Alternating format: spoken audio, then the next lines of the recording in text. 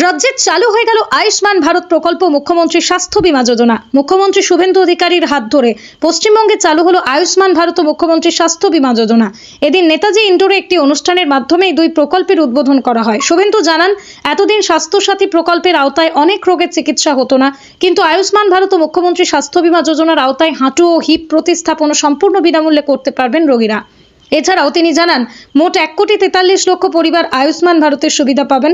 যারা এই প্রকল্পের সুবিধা পাবেন না, এমন 80 লক্ষ পরিবার পাবেন মুখ্যমন্ত্রী স্বাস্থ্য বীমা যোজনার সুবিধা।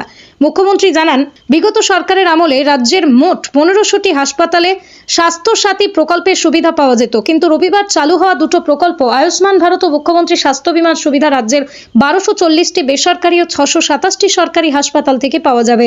শুধু রাজ্যের হাসপাতালেই নয়, দেশব্যাপী 38,604টি হাসপাতালের সুবিধা মিলবে। আয়ুষ্মান ভারত ও মুখ্যমন্ত্রী স্বাস্থ্য বীমা যোজনার সুবিধা দেশের সর্বত্র পাওয়া যাবে।